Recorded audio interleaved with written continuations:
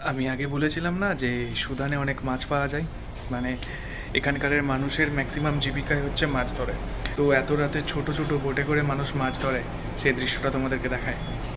ওই যে সাদা বোটটা দেখা যাচ্ছে, ওটা হচ্ছে ফিশিং বোট, একদম ছোট একটা বোট।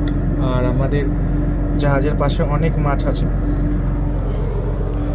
সেই জন্য ওখানকার মানুষ, মানে এইখানকার মানুষ তার জীবিকা নির্বাহ করে এই মাছ ধরে, এগুলো বাজারে বিক্রি করে, তারপর ওরা কিছু পয়সা পায়, তাই না?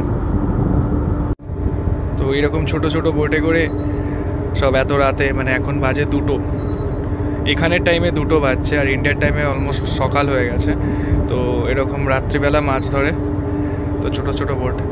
আমরা যতদিন দাঁড়িয়ে আছি আমি প্রায় প্রতিদিন রাত্রেবেলা ওয়াচের সময় দেখতে পাই এরকম ছোট ছোট বোটে করে মানুষ আসে, মাছ ধরে, আবার চলে যায়। আর মাছ সবসময় থাকে এই জাহাজের পাশেতেই, সবসময় জাহাজের পাশেই অনেক মাছ ঘোরাঘুরি করে।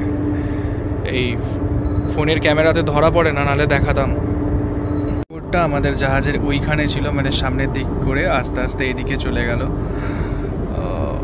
জানি না কখন যাবে, মানে চোখে চোখে রাখতে হবে, বলা তো যায় না কার মনে কি আছে। বাই চান্স যদি জাহাজে উঠে পড়ে তখন কি প্রবলেম হয়ে যাবে। আর জাহাজ আমাদের লোডেড আছে, মানে অনেকটা নিচে আছে, তো খালি থাকলে অনেকটা উপরে থাকতো, সেজন্য তাই চোখে চোখে রাখছি। ওদের মাছ ধরা কমপ্লিট হয়ে গেছে, ওরা আস্তে আস্তে রওনা দিয়ে দিয়েছে, আস্তে আস্তে চলে যাচ্ছে। যা ভাই, চলে যা, চলে গেলে টেনশন মুক্ত। টাটা।